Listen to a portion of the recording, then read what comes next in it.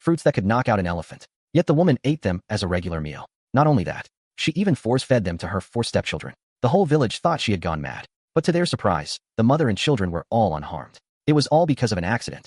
Suyu had time-traveled from the apocalypse into a farmer's body. She was still an untouched maiden, yet when she opened her eyes, she had become the stepmother of 4 children, and the family was dead broke. The kid's father had nothing but a handsome face, lazing around and enjoying himself all day. He sold all the good family land for food and drink. Luckily, his elder brothers found out and forced him to keep 2 remote acres. Suyu did not want to starve again like in the apocalypse. She shouldered a hoe and went out. But just as she reached the west end of the village, a timid little girl's voice called out from behind, "Mother." Suyu stopped and turned around. She saw 2 barefoot 4-year-olds carrying a water jar, staggering toward her. These were the youngest twins of the Lu family. "Why did you 2 follow me?" "Third brother, and I came to bring you water, mother. If you don't drink, you can't work hard. Your stomach will hurt." "She's not our mother." Second brother said, "We're not allowed to call her mother." "But I want a mother." Suyu felt a bit helpless, but Samling wasn't wrong. She was only their stepmother, not their real mother, and she had only been in the Lu home for 2 days. It was natural for the children to be hostile. "Give me the water. You 2 go back home. It's a long way." Samling obediently nodded. Samling glanced at Suyu, then handed her the water jar. "Go back now." Samling took his sister's hand to leave, but Samling broke free from her brother, ran up to Suyu. "Mother, you won't run away, will you?" The little girl looked up at her, her innocent eyes full of longing for a mother's love. Big brother and second brother said, "That's stepmothers. When they see how poor we are, will definitely run away. But I don't want mother to leave." Their birth mother had given birth, and then left right after her brother and sister were born. They had never had a mother since they were little, so they especially envied other children who had mothers. Such a burning, innocent gaze. How could Suyu bear it? She crouched down and patted the little girl's head. "Be good, Siling. Go home and wait for me." "Siling, be good. Go home and wait for mother." Watching the 2 children return to the village, Suyu shouldered her hoe again, picked up the water jar, and continued on. Following the river upstream, she reached a valley entrance, turned, and entered the mountain. Having survived in the apocalypse for years, finding food had become Suyu's instinct. This mountain forest before her, in her eyes, was a natural granary. In autumn, beasts fatten up for winter. They are at their plumpest. And here in the mountains, she didn't have to worry about mutant plants or animals suddenly attacking, nor was she afraid of zombies suddenly charging out. But Suyu overestimated herself. With this current body, she had just entered the mountain, walked for 10 minutes, and her legs began to tremble. She quickly found a big tree nearby, leaned against it, and drank some water to replenish her strength. Looking at the withered yellow leaves on the branches, she even wanted to pluck them and eat them. If this kept up, she would lose all reason from hunger. She had to find food quickly. She heard rustling sounds nearby. She immediately grabbed her hoe and followed. But the creature ran much faster than her. Suyu could only watch that plump wild chicken fly away from her feet, leaving behind a colorful feather. Once again, Suyu cursed Lu Ji to high heaven in her heart. If it weren't for this husband emptying the house, leaving not a single grain of rice, she wouldn't be so hungry that she couldn't even catch a wild chicken. Then she thought again. If it was this hard for her, an adult, how much harder must it be for those 4 children at home? Remembering Silang's hopeful eyes, her body suddenly burst with strength again. She tossed away the feather and continued the chase. Heaven never seals off all exits. She didn't catch the wild chicken, but she discovered a large patch of taros. Touching the slime from taro makes you itch all over. The villagers here didn't know how to handle it.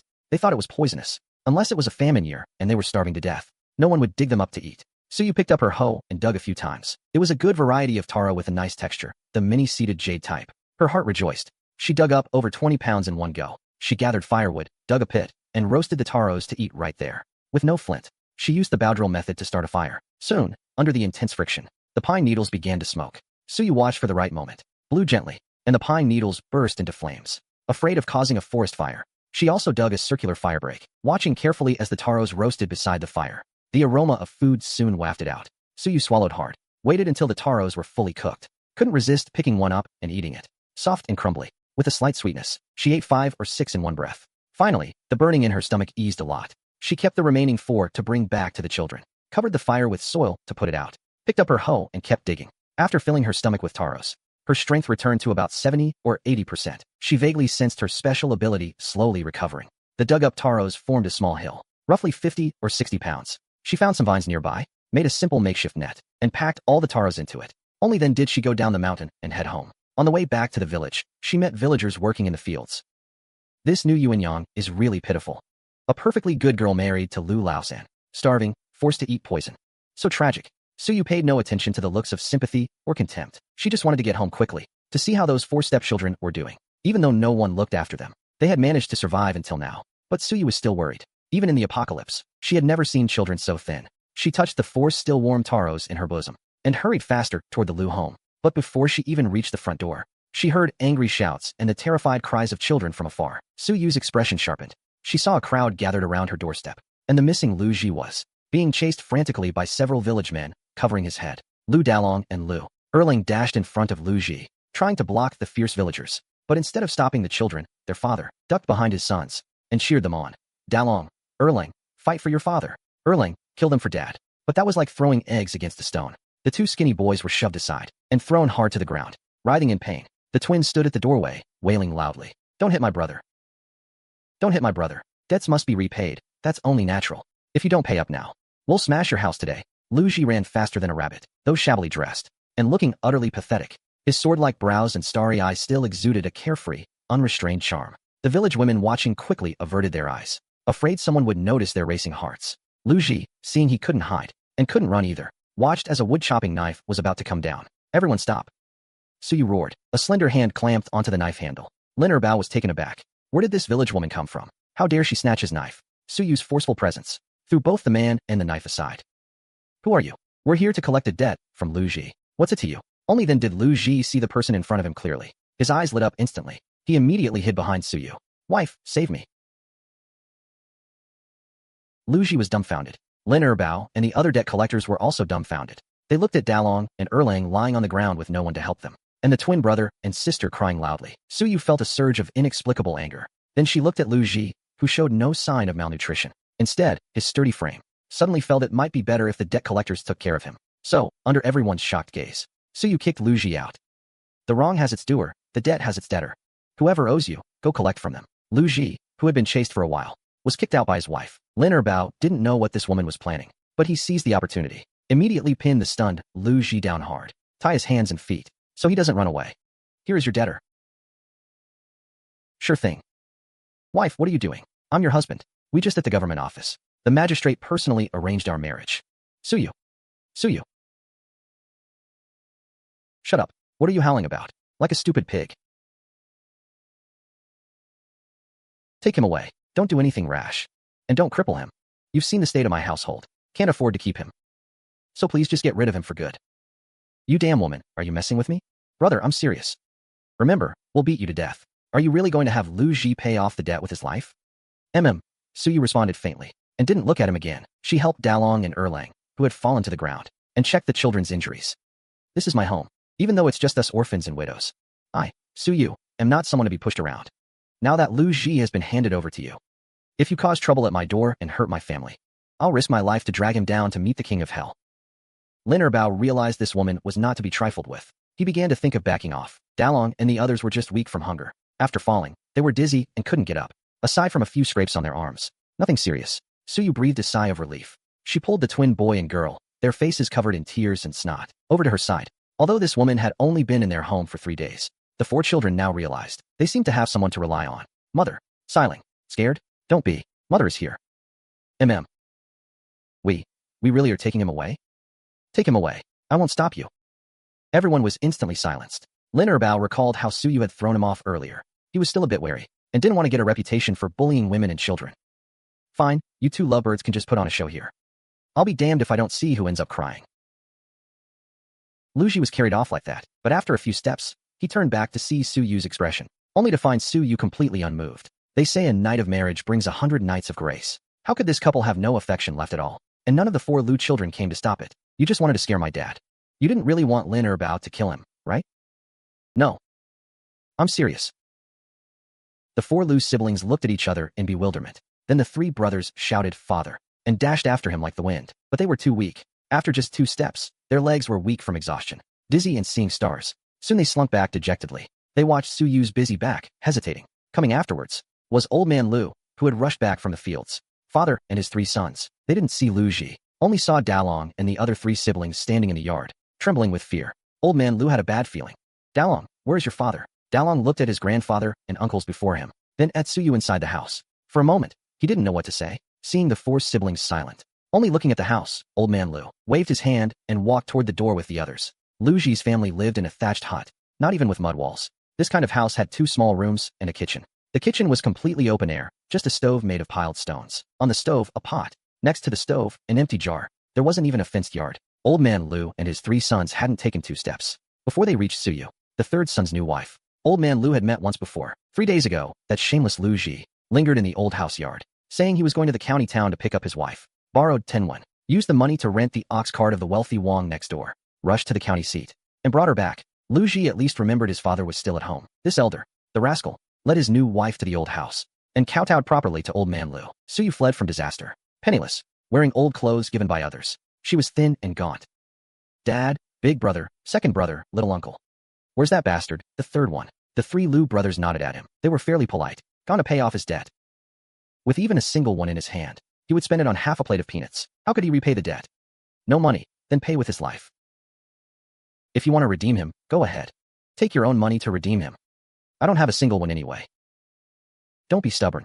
If something comes up, come to the old house. We'll discuss it together. Old Man Lu thought he understood his meaning. Would come to borrow money to redeem Lu Ji, so he felt a little relieved. Uncle Lu and his brothers held deep grudges against Lu Ji. Seeing Suyu agree, they urged Old Man Lu to go home and eat first. Old Man Lu looked at the mother and her children before him, heaved a long sigh, called his sons and left. Suyu watched them go far away, turned to look at the 4 siblings. Hungry? The 4 nodded honestly. She was also hungry. Took out the 4 still warm taro roots from her pocket. 1 each. Have something to stave off hunger. Suyu looked around the dilapidated house again. In the 2 rooms, there were only beds made of wooden planks. A set of bedding whose color could not be discerned. Forget hiding money. Even a mouse would have nowhere to hide. At least there was a stove, an iron pot, and a water jar. With an empty stomach, no proper meal to be had. Could only continue roasting taro to eat. Suyu deftly lit a fire. The 4 siblings stood behind her, watching the fragrant taro in their hands. They swallowed hard. In the face of food, they had already put aside the matter of their rascal father being carried off by debt collectors, pushed to the back of their minds. Sanlang and Silang brought the taro to their noses to sniff. Licking their lips, they looked at their 2 older brothers. Dalong watched as Suyu buried the black lumps into the fire, then scraped them out when they were cooked. She peeled off the skin and put the food into her mouth. Only then did she nod at the impatient younger siblings. Sanlang had just taken a bite, when his eyes lit up. So fragrant. This is taro. It's always been fragrant. Suyu's voice suddenly rang out. The 4 siblings, all chewing taro with big mouths, froze simultaneously. Erling's expression shifted slightly. He had heard the villagers say taro was poisonous. Eating it could give you a strange disease. Your whole body would itch unbearably. People would scratch until their skin festered, leading to death. Suyu had just seen them cautiously observing her actions. Only then did she understand the kid's confusion. She let out a light laugh and put all the taro in her hand into her mouth. Raw taro sap will make your skin itch. Just rinse it off with water. Cooked taro doesn't have that problem. Eat up, don't worry. With that, she buried more raw taro in the ashes to keep roasting and pulled out the already roasted ones, piling them by the fire. Where's the bucket? I'll go get some water. When I get back, we'll clean the house. This dirty house right now. Suyu couldn't stand it for even one night. Dalong finished the taro in his hands in 2 bites, went inside and brought out a heavy wooden bucket, then told Erlang to watch the house, and set off with Suyu to fetch water. Suyu carried the bucket, following Dalong.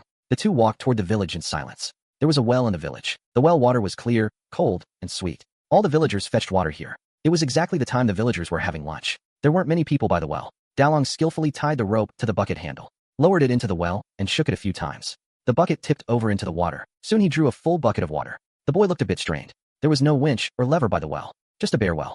Suyu stepped forward and took the rope. With a little effort, she lifted the bucket up. Dalong looked at her in surprise, lifting the heavy bucket of water. A glimmer of light shone through his numb expression. She filled 2 clay jars that had been emptied that morning, washed another wooden bucket, and lowered it into the well. Imitating Dalong's actions just now, she drew a full bucket of water. Suyu carried the bucket in one hand, and a clay jar in the other. The remaining one, a large bucket, she hugged in her arms. Perhaps it was the first time they could bring so much water home. The usually mature boy, a naive, slight smile appeared on his face, before they even reached the doorstep. Mother. Haha, slow down. Siling fell down, then got up by herself, wiped her dirty little hand across her face, giggled foolishly, not feeling any pain. Being sensible, she wanted to help carry the bucket. Suyu saw she wasn't injured, and silently breathed a sigh of relief. She didn't let her carry it, told her not to run, and to follow her slowly. But the little one never stopped talking the whole way. Every few steps, she asked if she was tired. Suyu had to patiently answer every question. Erlang and Sanlang had already wiped the empty water vat clean. The 3 brothers were weak. Usually they only used buckets to fetch water. This water vat hadn't been used for a long time. Suyu poured all the water into the vat. It only filled a third. 2 more trips were needed to fill it. The house is too dirty. Erlang, Sanlang, you 2 get the broom and sweep the floor. Dalong and I will keep fetching water. Oh, and boil a pot of hot water. Later we'll all wash up. Ah, what about the fields? Others are almost done planting wheat. Our family hasn't even started yet. In Dalong's eyes, nothing else mattered. Farming was the priority. The weather these 2 days is perfect. If we miss the season, the wheat won't grow well. Of course, Suyu knew farming was important. But right now the family didn't even have wheat seeds. What would they plant? Farming isn't urgent. First, let's clean the room where we'll sleep tonight. With that, she filled the iron pot on the stove with water, then picked up the empty bucket and walked toward the village with Dalong. Siling saw second brother and third brother still standing there dumbfounded. So she took the broom herself and started cleaning the house with great effort. Lu Erling couldn't understand this stepmother's thinking. Why bother cleaning everything, second brother? If we don't behave, will our stepmother hit us? The two brothers exchanged a glance. Remembering the fierce sight of Su Yu catching the knife with one hand, they both shivered. Immediately they boiled water, swept the floor, and wiped the table. By the time Su Yu had filled the water vat, the floor of the house had already been swept clean by the three siblings. The low table with a broken leg in the main room had also been wiped spotless. Only the cobwebs up high remained, because they couldn't reach due to their height. Su Yu inspected everything and was fairly satisfied. Just then, the water in the pot came to a boil. She fished out a heavy old wooden basin from under the bed, mixed in the hot water, and washed all four children clean. There was still some water left in the vat. Su Yu also did so. She took some hot water into the house and wiped herself down. After wiping herself, taking advantage of the sun, she picked up a hatchet, went to the mountain and cut a few branches, made a simple clothesline rack, took out the matted bedding and aired it in the sun to get rid of the musty smell and dampness. All afternoon, Su Yu never stopped. She was busy all around the house. After hanging the bedding, she took out the straw from the bed and put it in the sun at the doorstep. After finishing these, she went inside to sweep the cobwebs. As she scraped the wall, mud came down in clumps. The wall visibly became thinner. The quality of this house. Forget a heavy snow. Even a big rainstorm could wash it away. What kind of life did you live before? Is this fit for humans? How could a decent life end up like this? It's simply unbelievable. Upon hearing this, the Lu siblings' faces turned red. They lowered their heads in shame. Because Lu Ji, their father, never took charge, and the kids didn't know how to take care of themselves. The village children wouldn't play with them, disgusted by how dirty and smelly they were. Even if they hadn't done anything, just walked a little closer to others, they would still get scolded. She was a bit confused. I didn't yell at them, did I? What's wrong? Do you know where there's dry straw? What do you need straw for? Su Yu pointed at their bare feet, and at her own worn-out straw sandals that could fall apart any moment. Dalong understood. Erling, Samling, and Siling's eyes lit up. Was stepmother going to make them straw sandals? Su Yu followed Dalong and Erling, sneakily, came to the rice field that old man Lu had just harvested. Is it okay to just take them? Dalong didn't answer, but from his practiced speed, it was clear he often did this. Dad said Grandpa's things are his, and his things are ours. Taking our own things is only natural. Su Yu was stunned. What kind of nonsense this Lu Ji teaches? But looking at the big bundle of straw in her arms, she chose to shut up. The three of them each carried a big bunch of straw. In no time, they disappeared into the fields. Lu Ji's house was remote. When they got near the house, the three finally slowed down. Erling caught his breath. He quickened his pace to catch up. Su Yu, are you going to make us shoes? You even know how to weave straw sandals? That's a skill only the old folks in the village have. Su Yu suddenly stopped. The two brothers behind her quickly stopped too. What's wrong? She tucked the straw under one arm, freed one hand, and lightly slapped each of them on the head. What's with all this, you? So disrespectful. You should call me Auntie. Both were dumbfounded. They let out a sigh of relief. Aunt, that's more like it. Help me tear off the outer crispy layer. Keep only the strongest middle part. Oh, the two brothers responded. They placed the straw under the eaves. They are all obedient children. Su Yu felt quietly satisfied. Actually, making them call her mother. Not to mention they weren't willing. She herself felt awkward. The title, Aunt, is just fine. Staying at home. Sanlang and Silang heard the commotion and came out. Su Yu stopped the siblings. Told them to just call her Aunt from now on. Sanlang was a bit stunned. Wasn't it supposed to be mother? Silly, calling her Aunt is fine. We still have our own mother. Who wants to call a stranger mother? Sanlang and Silang call her Aunt. Aunt. Go help me check on the drying straw. Don't let the wind blow them away. Sanlang, tasked with the job, smiled shyly, nodded, joyfully picked up a small stick to use as a rod, stood guard by the straw pile. Watch carefully. I want mother. I want mother. I want mother. The younger sister is too little. Can't reason with her. Su Yu sighed softly, waved her hand, signaling the troubled boy to go tear the straw. She gently coaxed the little pendant on her thigh. You can call me mother too. Or aunt. Call me whatever you want. Be good, okay?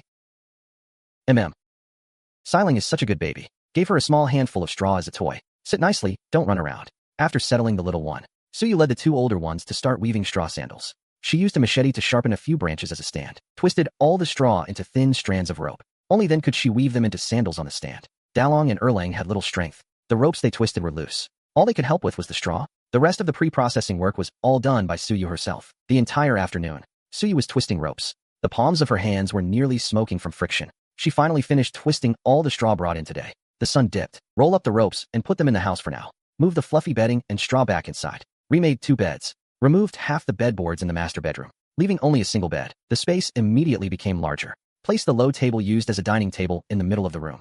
This side became a multi-purpose activity area. The 4 children slept separately in the small room. Bring the bed boards removed from the main room over. Widen the bed. That way the 4 children won't be cramped sleeping together. The freshly made bed gave off a scent of straw and sunshine. Siling climbed onto the bed and rolled around.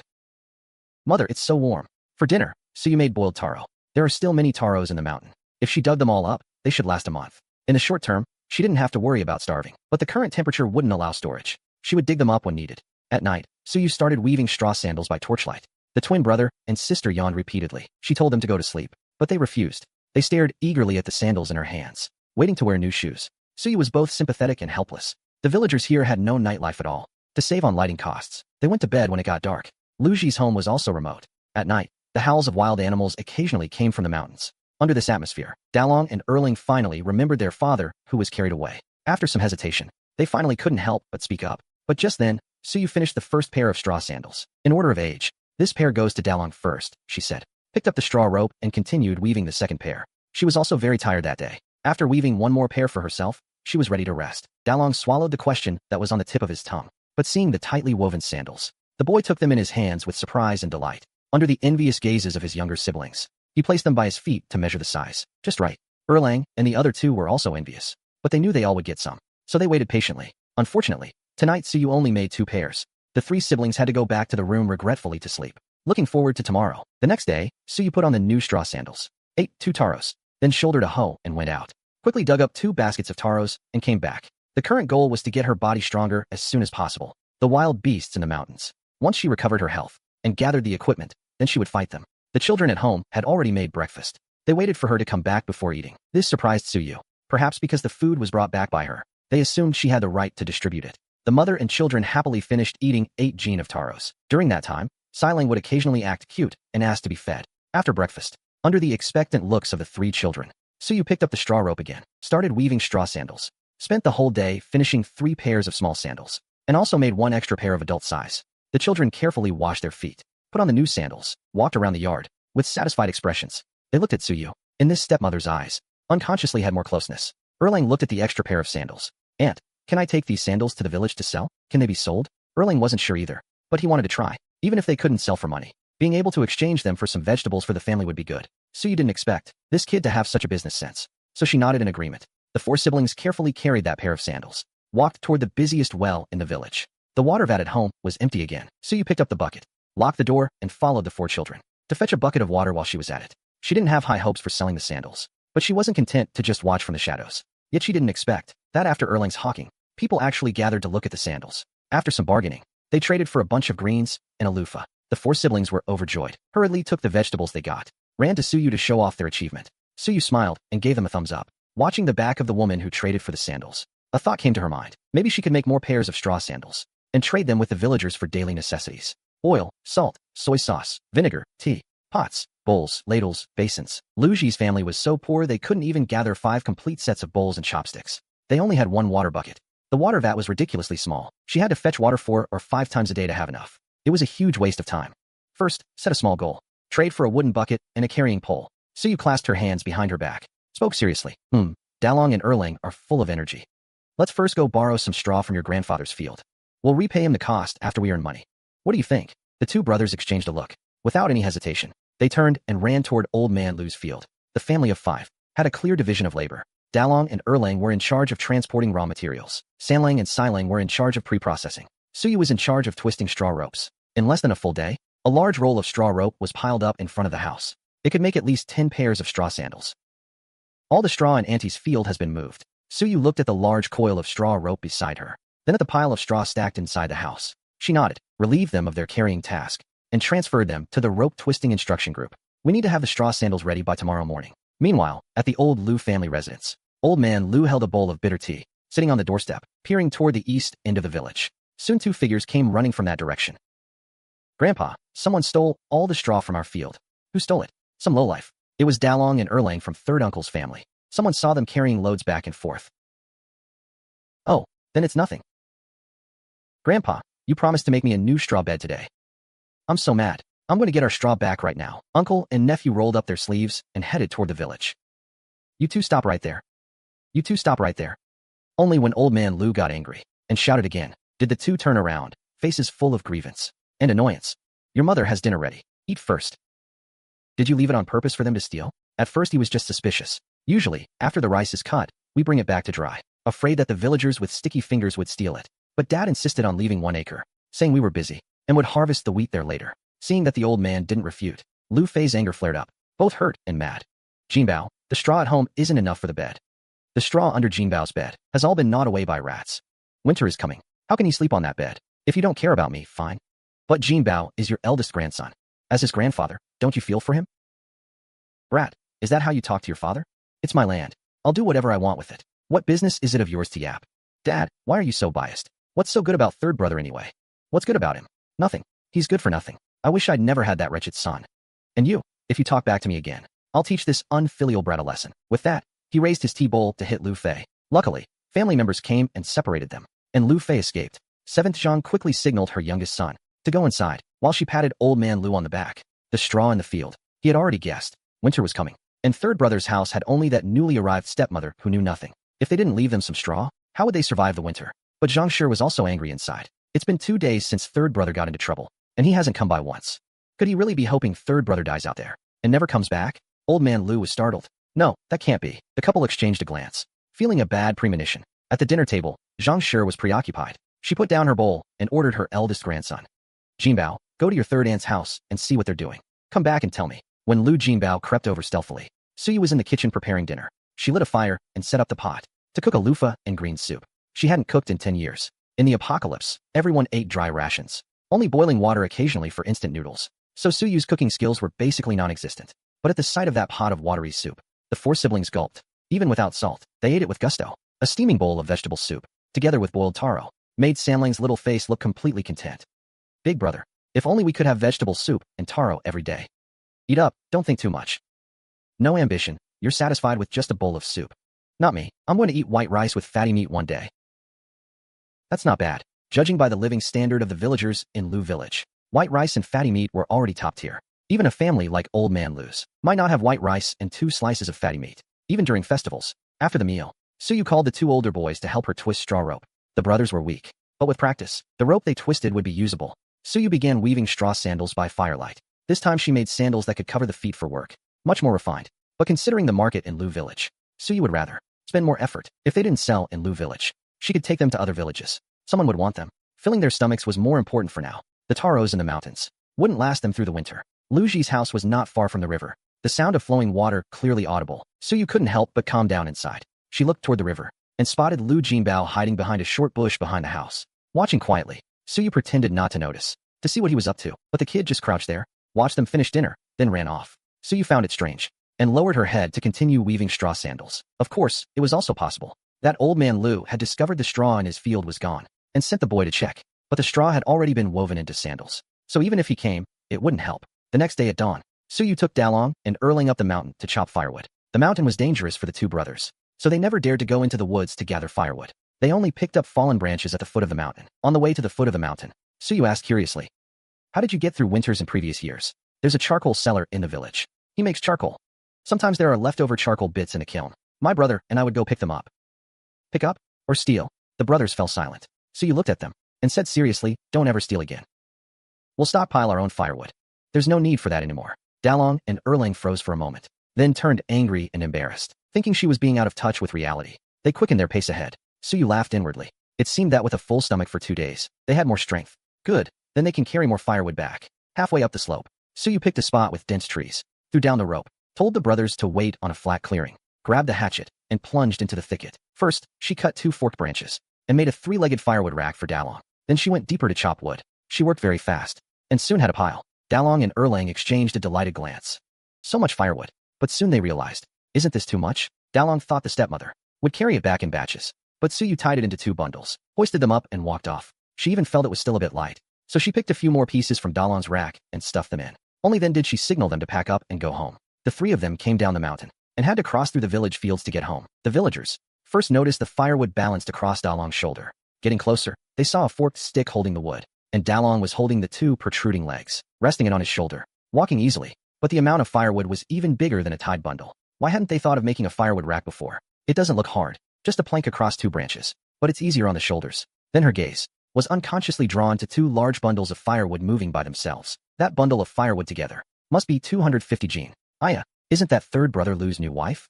How did she become so strong? The villagers watched in a daze as the mother and 3 children walked past, until they were out of sight. Their jaws, dropped in shock, slowly closed. Then the news that third brother Lu had married a strong woman spread throughout the village. In the evening, Suyu led the 4 siblings to set up a stall near the village well with the finished straw sandals. She raised her chin at the 4 children standing in a row. Sanlang and Silang spread a tattered straw mat under a tree. Dalong and Erlang untied the 10 pairs of straw sandals they had been carrying, laid them out, and Suyu straightened them. She put a wooden sign on the ground. Straw sandals, 3 when per pair. Although they feared the strong she-devil, the villagers couldn't help but curiously gather around. However, they only recognized the character 4-3. Only a few could read all the characters. Suyu patted Erlang on the shoulder. After observing these past few days, she found that Erlang had the thickest skin and was the most willing to go all out. Erlang took the cue. Immediately, he started hawking. Straw sandals for sale. 3 when a pair 3-1. The villagers were startled. Then they realized it was just selling straw sandals. Only 3-1. You can take home finely woven straw sandals. With 3 when you won't lose out. You won't be cheated. Only 3-1. Only 3-1. You can take away comfortable, durable straw sandals with a golden edge. No money? You can also trade. The price of 3 when per pair was set by Suyu after studying the villagers' spending power and the value of the vegetables she had traded yesterday and calculated it. Sure enough, everyone was tempted by this price and even more tempted by bartering. Although they had just been calling Suyu a she-devil, that after all was just gossip. The price was good. They weren't afraid of that. Straw sandals are needed by every household. A pair of women crouched in front of the stall. Silang immediately picked up a pair of sandals and handed them forward to Shou. "And Shou, the sandals my mother made are really good. Why don't you buy a pair?" Suyu was a bit surprised. She thought Silang was timid and clingy. Didn't expect her to take the initiative to sell. The kids were so hardworking. Suyu, as an adult, felt embarrassed just standing there. She put on a smile, took the initiative to explain how sturdy her sandals were woven. The woman called Aunt Zhou by Silang looked them over repeatedly. These sandals are indeed well made. The size also matched her husband's feet. Lately, the men in the family have been working in the fields a lot. The straw sandals on their feet are already worn out, just thinking of getting new ones. "Dear lady, I'll take 2 pairs. Can you make it any cheaper?" "Okay, it's the first sale of the day. 5 went for 2 pairs for you." Got a bargain. Sister-in-law Zhou was happy. She took out the selected sandals and put them aside, gestured for Suyu to wait for her, then ran home to get copper coins. Counted out 5 when 3 times before handing them to Suyu. Delightedly took away 2 pairs of straw sandals. The business made 1 sale, but it was 2 pairs. The 4 Lu siblings all smiled. Erling shouted even more energetically. Silang specifically targeted those aunties, because she found that aunties actually had money in their pockets. Sanlang saw his little sister being so brave, mustered his courage and followed. "Wanna buy sandals? Why not buy a pair?" The brother and sister worked together and sold another pair, looked at Suyu in surprise and delight, with faces begging for praise. The straw sandals sold more and more smoothly. Someone brought in used bowls from home to trade. 5 rough porcelain bowls with a few chips were traded for a pair of sandals. Another mother brought 3 eggs and traded for a pair. Unknowingly, it got dark. Every family went home to eat. In the end, only Suyu and the 5 children remained. Excitedly, they counted today's earnings under the tree. One evening, 6 pairs of straw sandals sold. Got 11 copper coins, 5 rough porcelain bowls, and 3 eggs. 1 egg can be sold for 1 won. Save up more. Wait until market day. Take them to town to sell. That's several won too. Suyu counted out 6 copper coins, preparing to buy some oil and salt. Told the 4 siblings to wait where they were. She herself hurried toward the peddler's house. Peddler Lu's house was easy to find. Because a stall was set up at the door, it could be seen at a glance. Arriving closer, she saw their neatly stacked high stone courtyard walls. Suyu deeply envied them, but she firmly believed her own family would soon have one too. "Who is it?" "Someone to buy something. I want to buy some oil and salt." The door creaked open. Peddler Lu's wife looked doubtfully at the door. This slender-figured, clear-featured woman. "You are." "I'm from Lu Ji's place, at the far end of the village." "My name is Suyu. Just arrived in the village." "Sister-in-law, you may not have seen me before." "Yunyang, who is it?" Peddler Lu also came over. He had seen Suyu once, recognized at a glance that she was from third brother Lu's family. Suyu nodded. Yunyang looked more, and Suyu felt more sympathy for him. She looks capable, and can even weave straw sandals. Yet she married that scoundrel Lu Ji. Truly a hard life. Seeing Suyu so thin, Yunyang nudged her husband. "In town, straw sandals are 5 or 6 won a pair. You help the young sister-in-law sell them. Give the money directly to the young sister-in-law. It won't take much trouble to bring them back." The implication was, don't charge a middleman fee. No. Business is business. Everyone's life is hard. You also need to make money. I sell them at the village well, 3 won a pair. If you take them, I'll give you 2 pairs for 5 won. How about that? Peddler Lu quietly pried open his wife's hand that was pinching his arm. All right, I'll take them to sell first. Once sold, give the money to the young sister-in-law. How's that? Suyu readily handed over the 4 pairs of straw sandals in her hand. Then I'll leave it to you. If they sell well, I still have more stock. Can make sizes for men, women, and children. Sure. Young sister-in-law, how much oil and salt do you need? Suyu felt embarrassed by her empty purse. Can only buy 2 liang of vegetable oil. 2 liang of coarse salt. Not too much, not too little, exactly 6-1. She didn't bring a container. Yunyang kindly lent her a bamboo tube for the oil. The salt was wrapped in banana leaves, handed together to Suyu. Then tomorrow early morning, I'll have Dalong return the bamboo tube to you. Holding the oil and salt, she left. Arriving at the village well, the 4 Lu siblings immediately surrounded her, excitedly looking at the bamboo tube and banana leaf in her hand. Smelling the aroma of vegetable oil, their already hungry stomachs growled. Ha ha ha, let's go. Go home and cook. The 4 siblings nodded in unison, their eyes sparkling. They trotted all the way home, especially looking forward to dinner tonight. As soon as they got home, Dalong replaced the old pottery bowls, took one out, and lined it with straw, intended to use it for storing eggs. Even though seeing the eggs made them drool with craving, they never thought of eating them. Such precious things. Save them up to sell for money. Can buy more brown rice. A few more meals. It was Dalong, excited, holding a bowl lined with straw. He came to the kitchen to find Suyu. Just as he was about to speak, his eyes suddenly widened. He saw Suyu swiftly crack 3 eggs and drop them into the already boiling hot water. Stir with chopsticks. Sprinkle in a pinch of salt. Add a drop of vegetable oil. Finally, toss in a handful of wild scallions just picked by the river. Instantly, an irresistible, mouth-watering aroma rushed at him. Lu Dalong, who hadn't touched any meat in 800 years, swallowed hard. Then, without hesitation, he dumped the straw from his bowl. The 4 siblings gathered around the stove, their eyes fixed unblinkingly on the pot. The swirling egg drop soup shimmered with a faint green glow. As usual, Suyu divided the pot of soup into 5 bowls, making sure each bowl had 3 or 4 egg blossoms. The taro had been buried in the fire earlier while cooking. By the time the dishes were done, the taro was cooked too. The half bunch of greens left from yesterday, Suyu stir-fried them with just a bit of oil. A small bowl of eggs. Looked green and fresh. Very appetizing. Food with oil and salt really made a difference.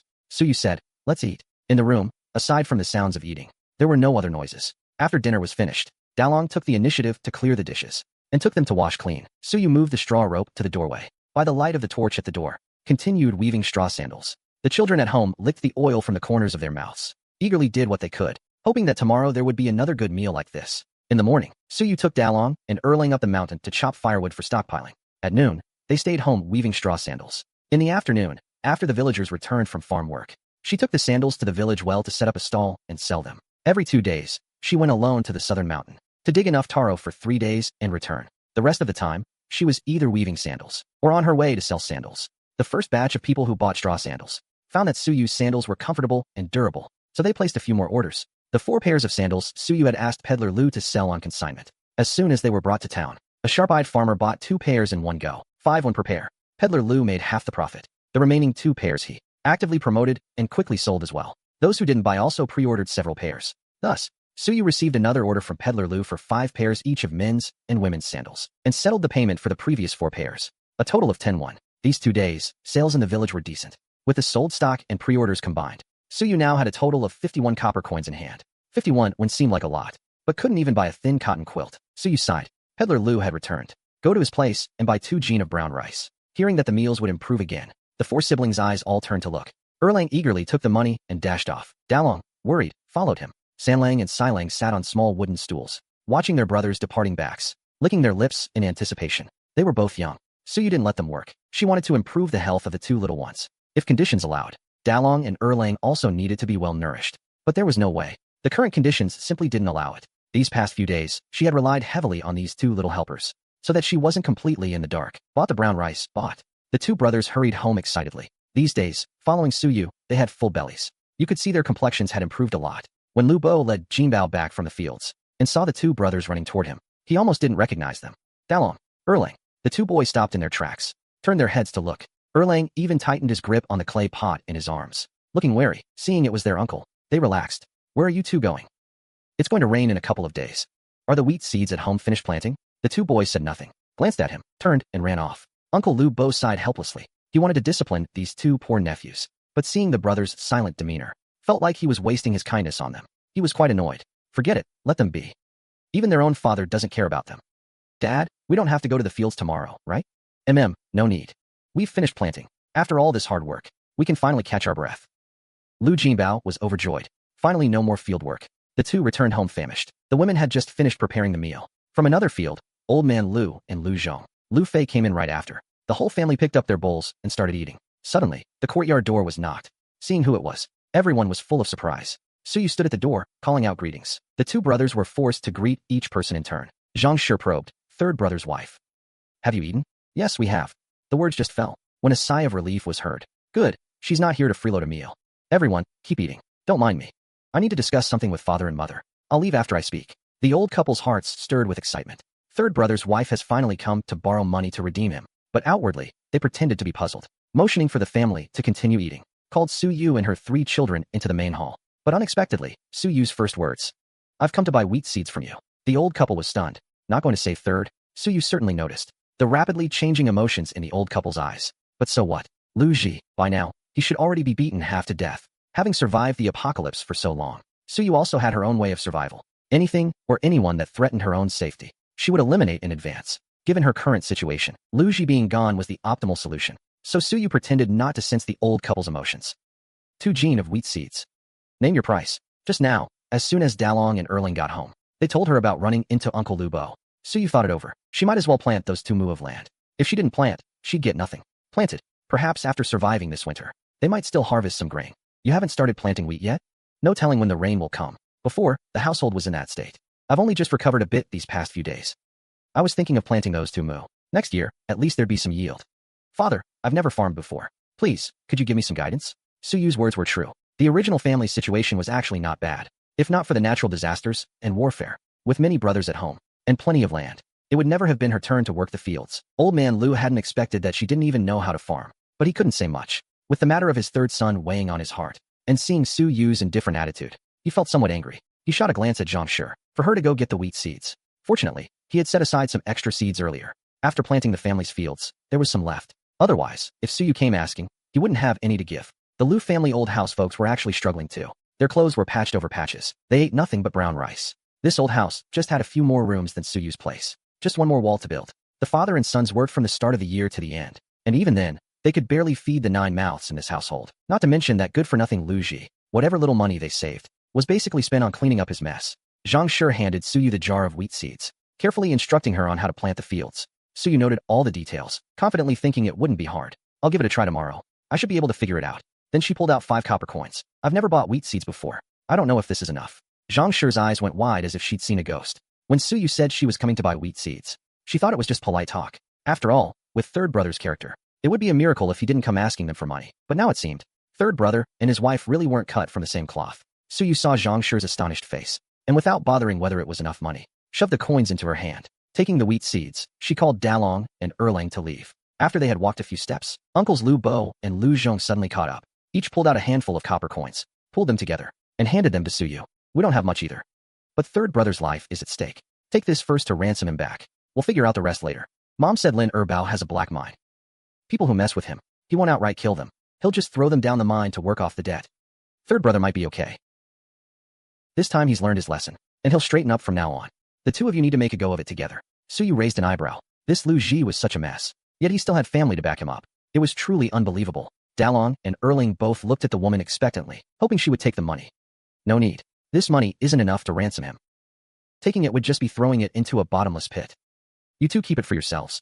With that, she turned and strode homeward, her eyes growing colder and colder. Dalong and Erling hesitated, glancing at their two uncles, then lowered their heads and ran after Su Yu. Lu Zhong helplessly took a few steps after them, wondering how this mother and her sons could run so fast. In the blink of an eye, they disappeared into the night. He stopped and turned back to look helplessly at Lu Bo. Brother, why wouldn't she take the money? The two brothers went home and told the story of how Su Yu refused the money. She's not someone who wants to settle down with third brother.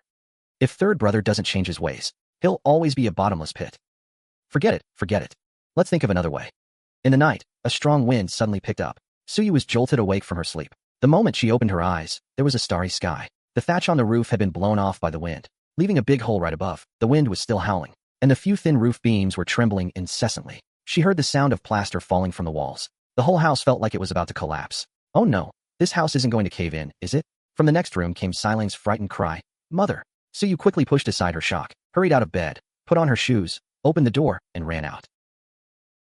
Dalong, Erling, Siling, come out quickly. The four children were huddled tightly on the bed, staring in panic as the thatch was ripped off piece by piece above their heads. Siling was so scared she kept calling out, Mother! Dalong tried to act calm, holding his younger siblings in his arms.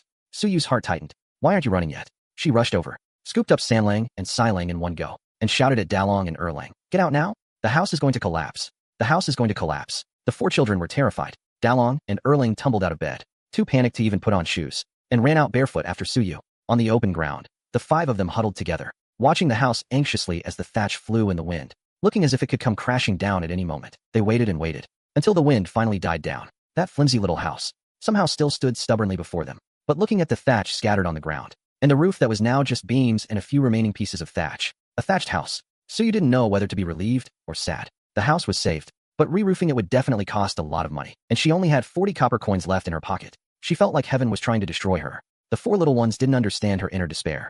Seeing the house still standing, they were quite delighted. Mother, the house is okay.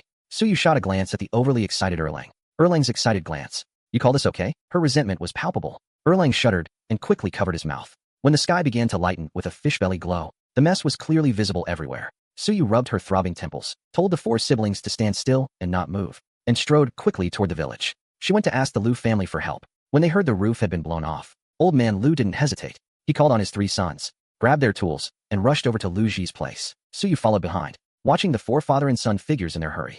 The coldness in her heart melted a little. The villagers had all kinds of handy skills. Fixing a roof was nothing for old man Lu and his three sons. It's nothing. They looked at the bare roof frame, and without a word, got to work. Lu Fei picked up the usable thatch pieces that had fallen to the ground. All of them. Lu Bo and Lu Zhong saw it wasn't enough, so they hurried off to cut grass by the riverbank. Old man Lu went home, carried over a ladder, and climbed onto the roof. He took the thatch pieces Lu Fei tossed up and relayed them. In just one morning, the four of them had rethatched and reinforced the roof. They also placed heavy stones on the four corners, so the wind wouldn't blow it off again. Suyu, grateful, cooked all the brown rice she had bought yesterday into porridge. The father and sons had lunch at home before leaving. Old man Lu drank the thick brown rice porridge in his bowl, watching the mother and her children squatting by the stove, eating taro. He seemed to want to say something, but stopped. In the end, he said nothing. He set down his empty bowl and led Lu Bo and the others away. Better plant those 2 mu of land soon.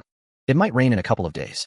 Suyu agreed, saw them off a few steps, and then came back. She called Dalong, shouldered the hoe, picked up the jar of wheat seeds, and headed toward the 2 mu of land by the mountain. Erlang stayed home to look after the twins. Suyu thought, with the farming tips she got from Zhangshi yesterday, planting a field wouldn't be that troublesome. She didn't expect to be proven wrong so fast, but didn't expect to be proven wrong so quickly. Lu Ji's 2 mu of land had already been dug once before, so you just had to dig holes, drop in the wheat seeds, and cover them up. Yet from mid-afternoon till dusk, she only managed to plant 1/10. She stared in disbelief at the vast remaining field, wondering if her eyes were playing tricks on her. Even worse, she felt that her body, which had just started to recover, could barely take much more. She turned to look at Dalong, sitting on the ridge with his face red from the sun. Both mother and son saw despair in each other's eyes, thinking she had to come back tomorrow and endure this torture again. Suyu felt like crying, but had no tears. Remembering how old man Lu and his 3 sons worked from dawn till dusk, day in and day out, tending to their 100+ mu of land, Suyu instantly felt deep respect for them. The sun was about to set. Strange bird calls came from the mountains. Mother, it's getting dark. Suyu was so beaten down by the farming, she didn't even want to talk. She waved at Dalong, and the 2 of them walked home under the moonlight. By the stove, Suyu gnawed on a roasted taro, thinking to herself, she'd have to go into the mountains. Farming? No way she was going to farm. She never wanted to farm again in this lifetime. Early the next morning, Suyu first went up the mountain to dig enough taro to last 4 days. Then she picked up a sickle and went to the place where the villagers usually gathered firewood. She chopped a full load of firewood. The sun was already halfway up the sky. After returning home, Suyu didn't rest. She ate a few taros to fill her stomach. Taking all the money from home, she walked briskly toward the neighboring village, Shaha village. In the village there was a blacksmith, who usually made a living by forging farm tools. In this village, there was also a well-known hunter family across the region. All the men in the family were hunters. It was said they once even killed a spotted tiger. They had a certain reputation around Jinshi town. Suyu first went to the blacksmith shop and haggled, and exchanged 30 won for a worn-out short knife. She weighed it in her hand and swung it a few times. The blacksmith looked at her in surprise. Young lady, you handle this knife really well. Suyu put away the knife and gave him a faint smile. Master, do you know the way to the hunter's house? Of course the blacksmith knew. He pointed toward a solitary house halfway up the eastern hillside. Suyu thanked him and left. It was noon. The hunter's door was ajar. Suyu called out twice. A spirited, old woman came out. She thought Suyu was there to buy meat. There's none left. Everything's been taken to town. I came to borrow some hunting tools from your family. Afterward, I'll repay you with 1/10 of the catch as commission. Is that okay? It was the first time the old woman had heard someone asking to borrow hunting tools. She was stunned for a moment before reacting. I can't decide this on my own. You'll have to wait until my son comes back. So, Suyu sat down under the big tree in front of the hunter's house. She waited until the sun was setting in the west. Before the 2 brothers returned, Granny Yang told her 2 sons about Suyu's request. The brothers looked at Suyu suspiciously as they walked over. They weren't exactly refusing to lend the tools, but they were afraid Suyu might damage their things. More importantly, they didn't believe Suyu could actually catch anything. If I don't catch anything, I'll also compensate for the wear and tear, with the appropriate repair costs. Seeing how shabby she looked, they softened and waved her over, letting her come inside to choose. Their family were hunters, making a living by hunting. They had a full set of hunting tools at home, all well maintained. They had made a big haul just yesterday, so they had no plans to go again soon. Deep in these mountains there were man-eating beasts, not to mention countless venomous insects and snakes. Suyu picked a bow and hurried back as fast as she could, finally making it before the sky was completely dark, to the old Liu family house. Seeing her carrying a bow and arrows, and holding a short knife, the people in the old residence were a bit stunned. I really can't farm. Tomorrow I plan to go into the mountains. At least 3 to 5 days. Maybe 7 or 8. As for the remaining wheat seeds at home, I'd like to ask you 2 elder brothers to plant them for me. Also, the 4 children at home. While I'm away, please trouble you 2 sisters-in-law to look after them. Eldest sister-in-law, I know this isn't enough, so the extra I'll owe for now. I'll make it up later. Having said that, she turned and left decisively, leaving the old Liu residence, with everyone, young and old, dumbfounded in the wind. Mrs. Zhang decided to reconsider her opinion of Suyu from the past 2 days. Now she thought, like husband, like wife. This new wife of the 3rd son is as thick-skinned as Liu Ji, cut from the same cloth.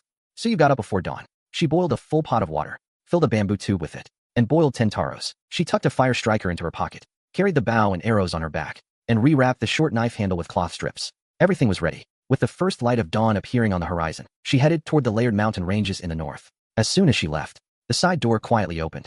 Dalong and Erlang led their younger siblings. Their stepmother had told them last night that she would go hunting in the mountains, and told them to take good care of themselves at home. When she came back, they'd have meat to eat.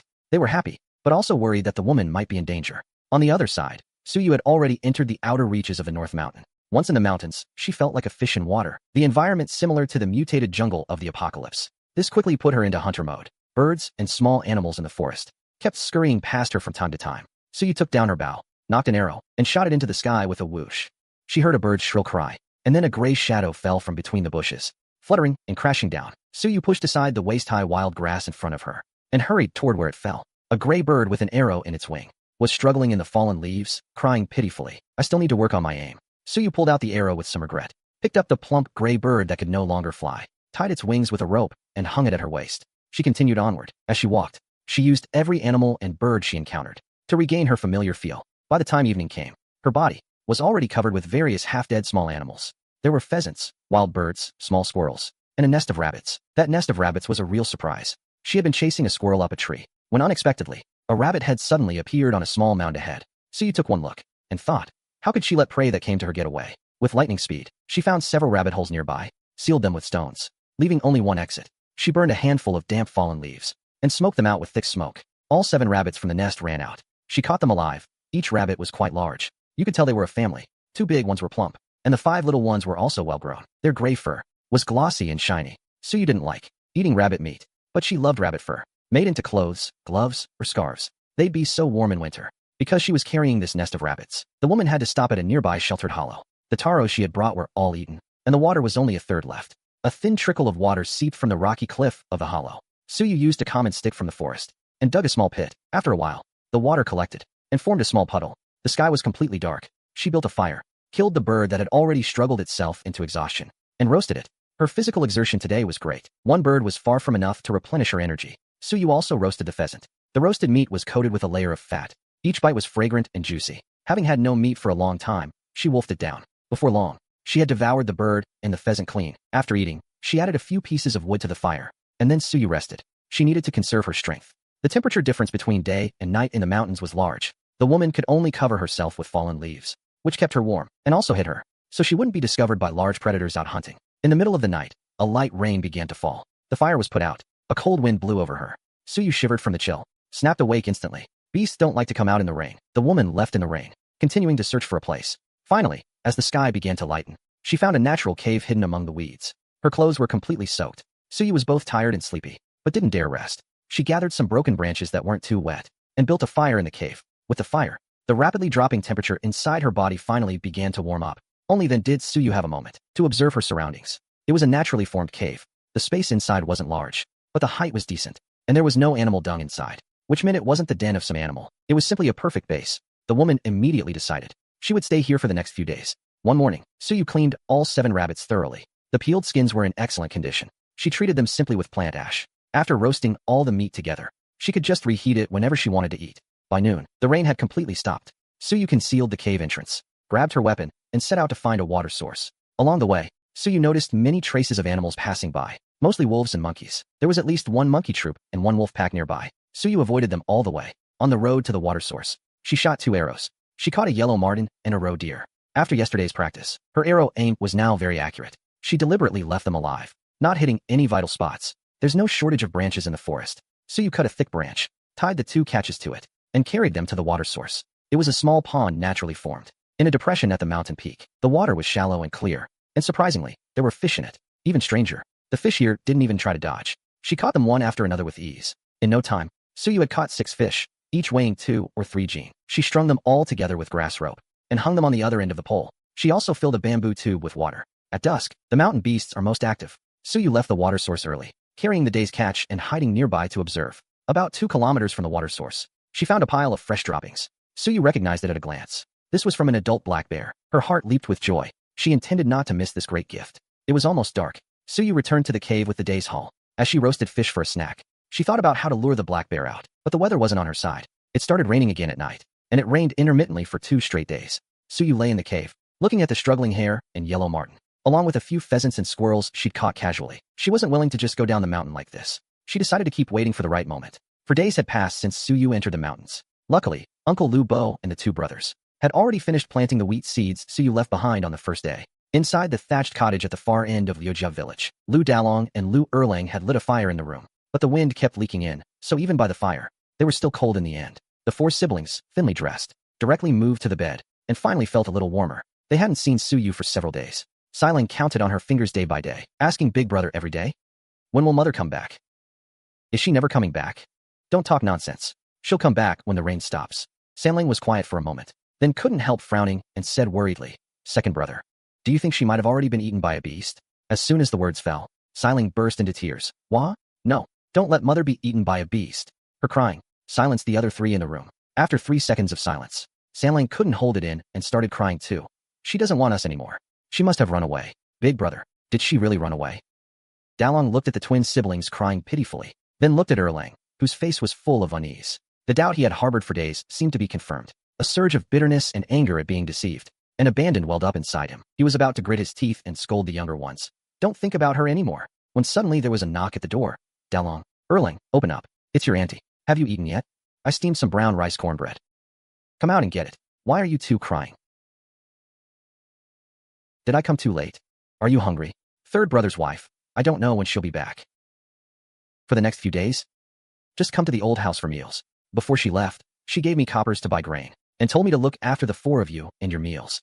Dalong looked up in shock. "She left you money? She didn't just sneak away and abandon us." He Deseo nodded, seeing the 2 little ones munching on the cornbread and forgetting to cry. She muttered under her breath, annoyed, "Your stepmother is just like your father, thicker skinned than the rammed earth under the city wall. She left just a few coppers to feed the 4 of you. I don't know how much I'll have to chip in. It's been 4 days already. No telling how much longer before she comes back. The deep mountains aren't so easy to go into. A weak woman like her, if she stopped mid-sentence, only to find 4 children staring at her wide-eyed, looking like wild animals ready to bite her. If she dared say a single bad word about their stepmother." He Deseo quickly shut her mouth. She sighed, shoved the remaining 2 cornbreads in the basket to Dalong and Erling, and reminded them again to come to the old house for meals morning and evening. "I don't have time to bring them to you every day. There's plenty of work at home." Then she muttered another quiet remark. "Quite protective, aren't they?" She then hurried off with the empty basket. As soon as he Deseo left, the 4 siblings, who had been so worried moments before, immediately put on smiles. Biting into the still warm brown rice cornbread, they realized their stepmother hadn't abandoned them. She had even asked Danny to take care of them. "Big brother, she'll definitely catch some game and come back," said Erlang, looking at the clearing sky, a deep, boundless blue that filled the heart with infinite hope. He said with certainty, "She's so strong. She definitely can." Dalong raised his eyes toward the rolling northern mountains, the corners of his mouth lifting. "Eat up. After eating, boil some water. Wipe your faces. You're so dirty." Xiling finished eating first, and then obediently sat on the doorstep, waiting for her brothers to boil the water, so she could wash her face first. Mother loves clean, well-behaved babies. Xiling listens to Mother. "I'll be a clean, good baby." After cleaning themselves up, Dalong and Erling silently picked up brooms and began sweeping the house. Suyu, perched in a tree, couldn't help sneezing hard. The sneeze made the knife in her hand shake, almost causing her to be swiped off by the standing black bear's paw. Luckily, her combat instincts honed in the apocalypse were still there. The moment the bear paw came swinging, her body instinctively dodged. But just because of that dodge, the black bear, which she had been keeping pinned under the tree, suddenly jumped and scrambled up the tree. 1 person and 1 bear stood on a single branch, less than 2 meters apart. They looked at each other. Suyu didn't hesitate for a second. She took her sword and drew her bow, swiftly released an arrow. Unsurprisingly, it hit the black bear, but it wasn't very powerful. It only scratched its fur. Instead, it made the bear even more furious. Roaring, it lunged straight at Suyu. As the black bear pounced, Suyu had already switched to a sharp short knife and turned sideways. She bent her knees and raised the blade, using 90% of her strength.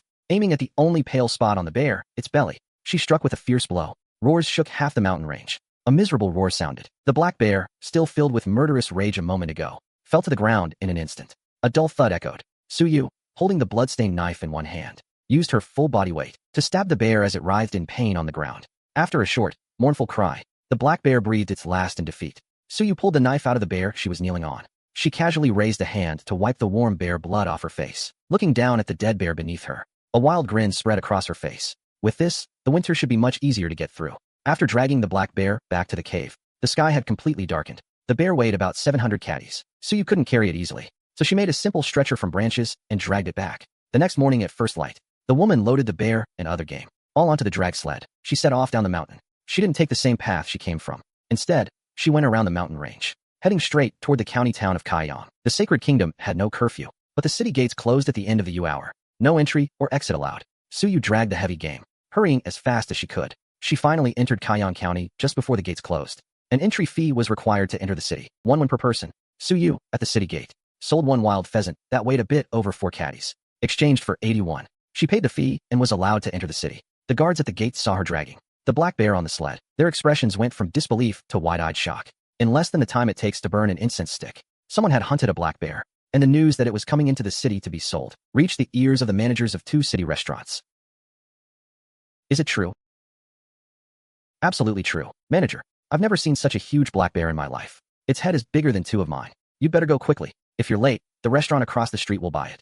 At that time, Suyu was eating at a wonton stall near the city gate. She ordered 5 bowls of pork wontons at once. One bowl cost 40 copper coins. She placed them on the vendor's cutting board and sat down calmly at the only square table. She lifted the bowl and ate one mouthful after another, devouring the food heartily. The vendor's speed in cooking the wontons couldn't keep up with her eating pace. After finishing 3 bowls in a row, the 4th was still in the pot. The vendor wiped the sweat off his forehead. He apologized. Please wait a moment, guest. It's cooking, it's cooking. When Manager Fan arrived, Suyu had just finished the 5th bowl of wontons. She was about 80% full, a look of satisfaction on her face, since she time-traveled until now. This was her first proper meal. Miss? Did you hunt this black bear? Manager Fan asked in surprise. Hearing someone inquire about the bear, Suyu stood up, holding her knife. It's mine. Do you want it? Take the whole thing. I can give you a discount. Manager Fan looked Suyu over once, then looked at the black bear again. He couldn't help asking, did you carry all this down the mountain alone? These catches are still fresh. I killed this black bear yesterday evening. The weather isn't hot, so it's in good condition. Then how much do you want for this black bear, miss? How much will you offer? He had just entered the city and was drawn by the wonton stall. He hadn't had time to find out the going prices for such game. Manager Fan thought for a moment, then tentatively held up a number, 80 taels. Suyu immediately did the math in her head. According to the highest standard of living in Lu family village, a family of 5 spends about 20 taels a year. 80 taels would be 4 years of good food and comfort. That's about right. Bear meat isn't particularly valuable, only a bit more expensive than pork. It can sell for 50 or 61 per caddy. This black bear weighs 700 caddies, taking a middle figure. The meat alone should fetch about 40 taels. The main value is the bear skin and the bear gall, and the bear paws. 40 taels is not bad. All right, deal. 80 taels. Suyu even kindly threw in a wild pheasant as a bonus. Do you want me to deliver it for you? Seeing the manager and the waiter at a loss with the bear carcass, Suyu placed her knife and bow on the sled, then lifted the entire sled up. She tilted her chin at Manager Fan, motioning for him to lead the way. Watching the heavy bear glide past him, Manager Fan was so shocked his jaw nearly dropped. Manager Fan was at a loss for words. Suyu called from ahead. Let's go. I'm still waiting to get paid. With a dull thud, Suyu pulled the bear off the sled and placed it on the banana leaves the restaurant kitchen had laid out. Many restaurant guests also gathered curiously, standing at the kitchen door to see the black bear. Such a huge beast. Some people only see it once in their lifetime. While Suyu was moving the bear, her hands got blood on them. Manager Fan quickly told the waiter to scoop a basin of hot water for her to wash. By the time Suyu finished washing, the head chef and 2 apprentices were discussing whether to call the butcher from the east side of the city to help slaughter it. Even butchering a pig is a skilled job, let alone a bear. Suyu was about to go to the main hall to settle the bill, but when she heard the voices from the kitchen, she leaned in and asked, I can butcher the bear. I can skin and bone it too. I don't want any pay. Just give me a late-night meal and a place to sleep for the night. The head chef was tempted. He immediately sent an apprentice to ask Manager Fan if it was okay. The apprentice ran off and came back quickly. Manager Fan, who was in the main hall putting up the bear special sign, followed him over. Miss, how about this? My restaurant will take all your game. Once I'm done here, I'll settle the whole amount with you. As for the butchering work, we'll pay you the proper fee. Go ahead and start. We have plenty of empty guest rooms here. I'll reserve one for you. Stay here tonight. By now, Manager Fan was certain that Suyu was an extraordinary person. Suyu thanked him generously. She asked the apprentice for an apron, then went into the kitchen to choose her tools. The head chef had a full set of knives, various shapes and sizes. Suyu picked a small, sharp one, and began to work. Her movements were very swift. In the time it takes to burn 2 incense sticks, Suyu had fully removed the bearskin. The 2 apprentices watched her with admiration in their eyes. If their master hadn't been present, they would have knelt down and asked to apprentice themselves to her. Take the bearskin out and hang it on the pole in the backyard first. The manager will find someone to process it later. Suyu switched to a pointed knife and began to separate the bones and paws, as well as the more precious parts like the bear gallbladder. Meanwhile, in the front hall, Manager Fan was busy promoting. In the front hall, Shopkeeper Fan made a big promotional spiel. Already people came wanting to taste the hot bear paw. Suyu chopped the meat, while the head chef fired up the wok and took charge. The whole restaurant was brightly lit, bustling with frantic activity. It didn't stop until late at night when the place closed. The head chef cooked a big pot of mixed stew for everyone. A bowl of noodles per person, 1 big steamed bun, to eat with the soup and vegetables. It was incredibly delicious. After the meal, Suyu was given a regular single room. There was still some hot water in the kitchen. When he asked to bathe, 2 apprentices helped carry the hot water over. Suyu stood by the tub and looked at his reflection, startled by the disheveled female ghost in the water.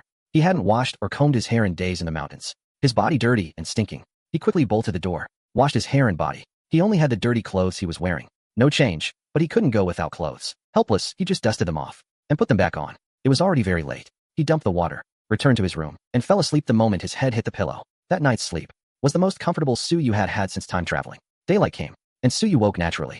He washed up quickly, grabbed his bow, arrows, and short knife, and went to the main hall. Manager Fan saw him come out and hurried over to pay him. All the game he had brought in sold for a total of 85 taels and 310 won. Manager Fan gave him 4 20-tael silver coins, plus 5 taels in silver scraps, and 310 copper coins, all packed into a cloth bag and handed to him. When he took the money pouch, it felt heavy, a big lump. Suyu now had some idea what the phrase "a waist full of 10,000 strings" felt like. After leaving the restaurant, Suyu walked all around Kaiyang County, buying everything they were short of. 400 jin of fine rice, 100 jin of refined flour, another 50 jin of soybeans, 50 jin of millet, 600 jin of grain in total. Enough for him and the 4 children to eat for 4 months and get through the winter comfortably. After buying the grain, Suyu went to the cloth shop and bought 3 10 jin cotton quilts, 3 thin blankets, and 3 palm fiber mattresses. He also bought 5 jin of cotton, 1 bolt of the cheapest white cotton cloth, 1 bolt of blue cotton cloth, and 1 bolt of red coarse cloth. He kept the red one for making new clothes for New Year's. The store also sold ready-made clothes, secondhand, probably pawned items from the pawn shop. Suyu saw the price was reasonable, then looked at his own hemp clothes, so filthy they were unwearable, and decisively picked out a set that fit him. He also bought 1 set for each of the 4 children, and a pair of shoes for each of them. Suyu got leather boots for himself, and coarse cloth shoes for the 4 children, all slightly used. Altogether, he spent 10 taels of silver. When he settled the bill, Suyu sucked in a cold breath. No wonder everyone bought materials and made clothes at home. He never left without a woman. Then he went to the general store and bought all the daily essentials: oil, salt, sauce, vinegar, pots, bowls, ladles, and dishes. After purchasing everything, Suyu went to the North City Gate, rented an ox cart for 31, had the driver load the grain he'd bought, and set off for Lu Family Village with a cart full of goods. This load cost him 18 taels of silver. Now he still had 67 taels and 3 chien of silver left. Suyu planned to put away 50 taels untouched for emergencies. The remaining 17 plus taels he intended to use to make a few decent pieces of furniture, repair that broken thatched hut, and then build a wall around it. Without a wall, there was no privacy at all, and he couldn't feel safe leaving things in the house, always worried someone might steal them. In the evening, the 2 of them arrived smoothly at Lu Family Village. Thinking of the 4 little ones at home, Suyu was eager to get back, but he didn't expect that as soon as he entered the village, a middle-aged woman called out to him, "Little sister, hurry home and see. Your Lu the Third is back." Lu the Third is back? Came back alive or dead?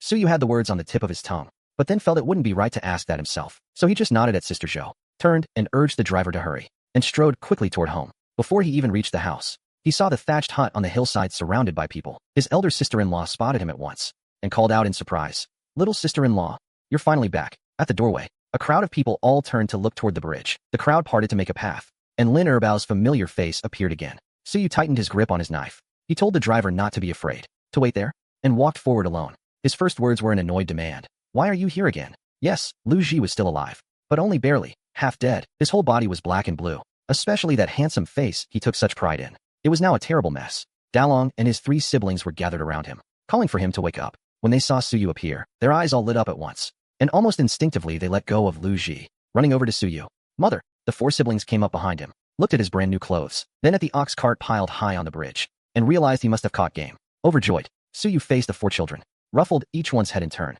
and said gently to Dalong and Erlang, "Take your younger brother and sister inside. I'll handle this." Dalong gave Suyu a long, deep look, hesitated for a few seconds, then obediently led the other 3 into the house. As soon as the 4 siblings closed the door, Suyu's knife flashed up, like the wind, and in a blur of speed pressed it against Lin Erbao's neck. The villagers and the Lu family members watching, all gasped in shock at his move. The men Lin Erbao had brought, immediately raised their weapons, surrounding Suyu, ready to strike. "If anyone moves, I'll kill him." The cold blade against his neck sent a chill through Lin Erbao, and the bloody smell from the handle stung his nose. Goosebumps rose on Lin Erbao's face. "Everyone stop. Don't touch the gentleman." "What do you mean by this?" Suyu glanced at the half-dead man on the ground, and shot back. "I should be asking you the same thing. Didn't we agree not to send him back alive? And now, Lu the Third was right. You really are a vicious woman. I was kind enough to bring him back alive, and instead of being grateful, you tried to kill me. You brought him back. What about the debt? Is it wiped clean?" "Of course not."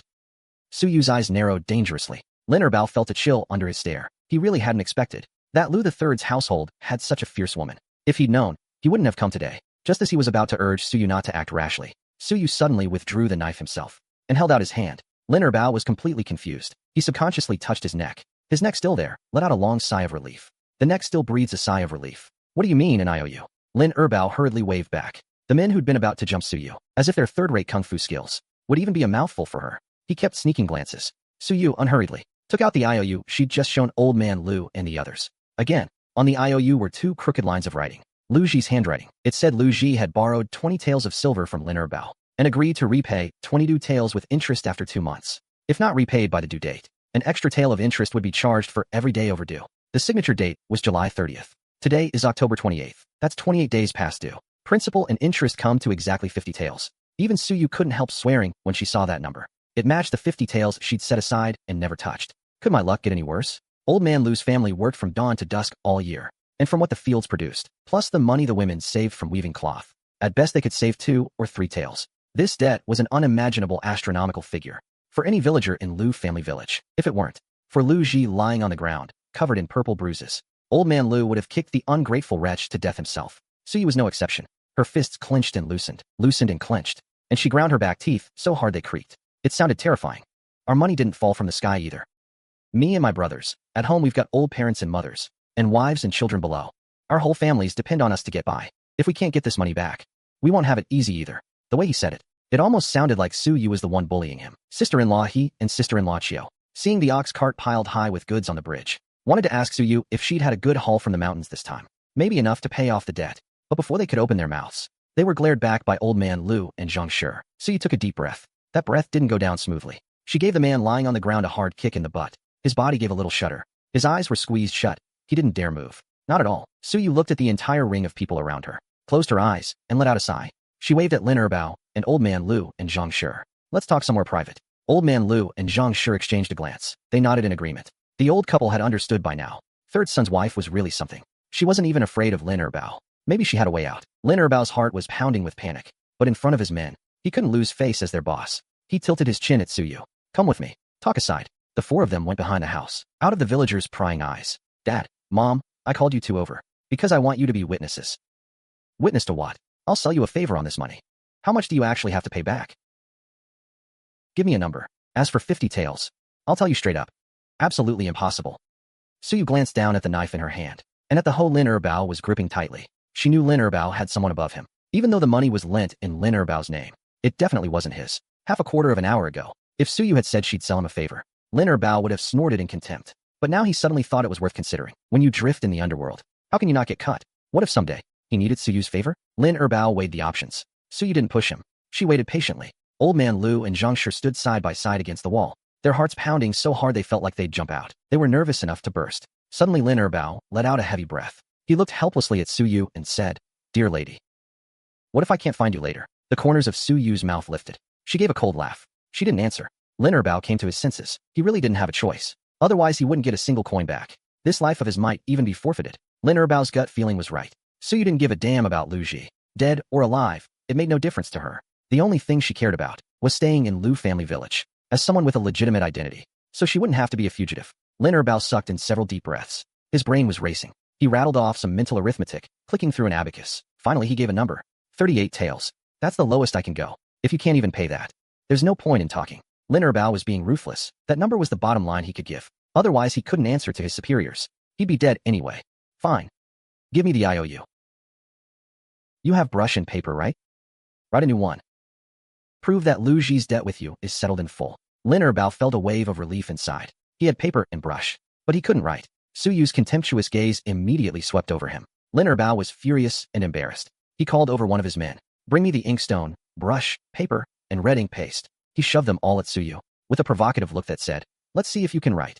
To his surprise, she actually could. There was a stump for chopping firewood nearby. Su Yu wrote on it with swift strokes. The settlement statement. In 2 copies. Under each, she put the names, Lin Erbao and Lu Ji. Since she and Lu Ji were lawfully married, she could sign and seal on his behalf. But after Lin Erbao signed, Su Yu didn't pick up the brush. Instead, she turned to the 2 elderly people beside her. Dad, Mom, there's something you have to promise me first. Before I sign and seal this document. You say it. I can help Lu Ji repay this money. But from now on, his life belongs to me. From now on, in this home of mine and Lu Ji's, I make the decisions. You 2 have to be on my side. You cannot oppose any decision I make. Otherwise, I won't sign. Let that bastard Lu Ji die out there. Ah, third son's wife. I know third son is a scoundrel. Marrying you is indeed an injustice to you. Today, you're willing to overlook the past and pay off his debt. Father knows you're a good person. From now on, you're in charge of this household. If after this, third son still doesn't change his ways and keeps acting up, even if you beat him to death, your mother and I will never blame you. Fine. With your and mother's guarantee, I can rest assured. Hello everyone. Welcome back to my channel. Today, I want to take a moment to talk with you about what happens behind the scenes before a video is uploaded here. Before anything else, I want to thank everyone who spends time watching my content. Every comment and every like means a lot to me. Please comment movie number 386 if you are still watching. A simple comment like that gives me a lot of motivation to continue. To make a complete video, I need to combine story writing, AI image creation, video generation, voice work, music, sound effects, and editing. Each part takes time and affects the final quality. At the beginning, I build the basic concept. I decide whether the story will be about cultivation, a system ability, rebirth, revenge, urban fantasy, or another exciting theme. I also decide what makes the main character different from everyone else. ChatGPT is useful because it helps me move faster from a rough idea to a complete draft. Still, I always adjust the script to make sure it sounds suitable for the video and for my audience. Sometimes the most difficult part is not creating a big plot, but making the story clear and smooth enough for viewers to understand without getting lost. AI character creation helps bring the story to life, but I still need to guide the style and choose the images that best match the script. AI images are not always perfect. Sometimes the hands look strange, the face changes, the clothing is wrong, or the background does not match the story. So I have to generate many versions, compare them, and choose only the best ones.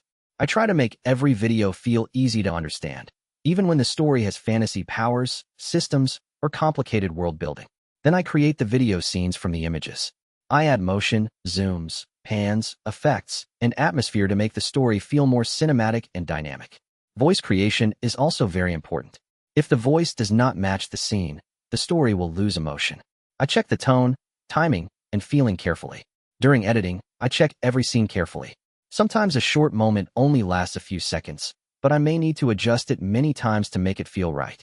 Even if the final video looks smooth, the work behind it can take a lot of time. I often spend from 1 to several days to make sure the result is good enough. Every bit of support helps me continue making content and improving the quality of the channel. This is only a general overview. Later, I will go deeper into each step and explain how I actually do it. That is the basic process behind my videos. Thank you for watching, and do not forget to comment movie number 386 if you are still here. See you in the next video. Hello everyone. Thank you for coming back to the channel.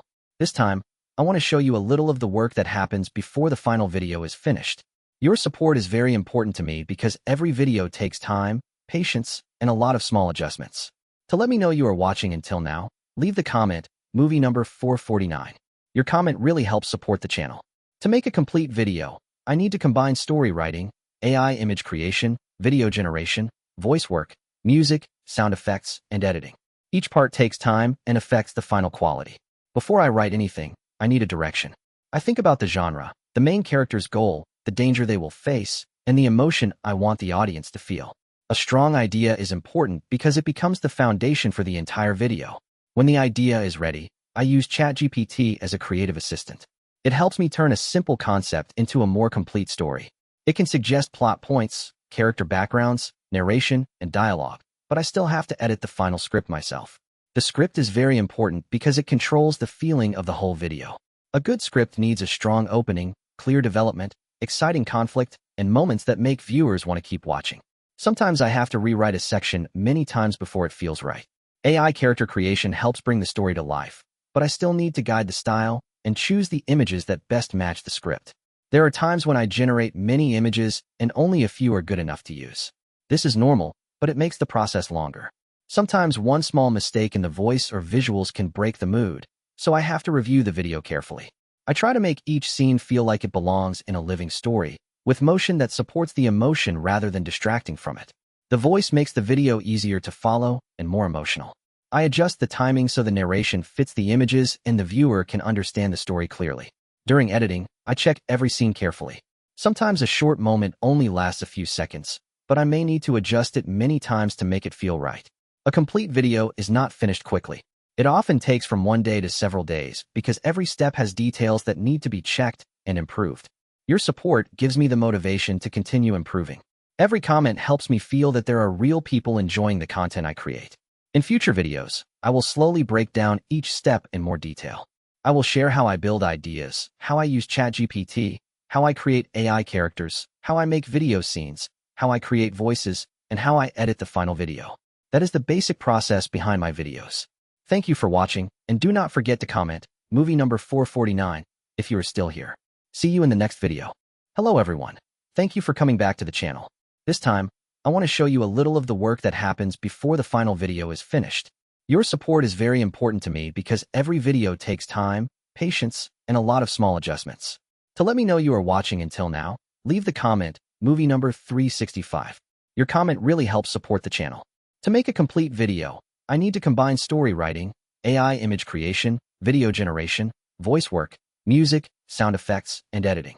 Each part takes time and affects the final quality. Before I write anything, I need a direction. I think about the genre, the main character's goal, the danger they will face, and the emotion I want the audience to feel. A strong idea is important because it becomes the foundation for the entire video. When the idea is ready, I use ChatGPT as a creative assistant. It helps me turn a simple concept into a more complete story. It can suggest plot points, character backgrounds, narration, and dialogue, but I still have to edit the final script myself. The script is very important because it controls the feeling of the whole video. A good script needs a strong opening, clear development, exciting conflict, and moments that make viewers want to keep watching. Sometimes I have to rewrite a section many times before it feels right. AI character creation helps bring the story to life, but I still need to guide the style and choose the images that best match the script. There are times when I generate many images and only a few are good enough to use. This is normal, but it makes the process longer. For me, this process is not only technical work, it is also a creative journey where every choice changes the feeling of the final video. I try to make each scene feel like it belongs in a living story, with motion that supports the emotion rather than distracting from it. The voice makes the video easier to follow and more emotional. I adjust the timing so the narration fits the images and the viewer can understand the story clearly. During editing, I check every scene carefully. Sometimes a short moment only lasts a few seconds, but I may need to adjust it many times to make it feel right. A complete video is not finished quickly. It often takes from one day to several days because every step has details that need to be checked and improved. Your support gives me the motivation to continue improving. Every comment helps me feel that there are real people enjoying the content I create. In future videos, I will slowly break down each step in more detail. I will share how I build ideas, how I use ChatGPT, how I create AI characters, how I make video scenes, how I create voices, and how I edit the final video. That is the basic process behind my videos. Thank you for watching, and do not forget to comment, movie number 365, if you are still here. See you in the next video. Welcome back to my channel, everyone. Today's video is a little different because I want to explain how I create my videos from the very beginning to the final edit. Your support is very important to me because every video takes time, patience, and a lot of small adjustments. If you are watching this part right now, please leave a comment saying movie number 166. I want to know who is still here and truly following the video. To make a complete video, I need to combine story writing, AI image creation, video generation, voice work, music, sound effects, and editing. Each part takes time and affects the final quality. The idea is like the seed of the whole video. If the idea is weak, everything after it becomes harder. That is why I spend time choosing the right theme and direction before writing. When the idea is ready, I use ChatGPT as a creative assistant. It helps me turn a simple concept into a more complete story. It can suggest plot points, character backgrounds, narration, and dialogue, but I still have to edit the final script myself. I often spend a long time polishing the story. I remove unnecessary details, improve the hook, strengthen the main character's motivation, and make sure the audience can follow the story easily. AI character creation helps bring the story to life, but I still need to guide the style and choose the images that best match the script. Not every image can be used. Some images have broken details, wrong expressions, or poses that do not match the emotion.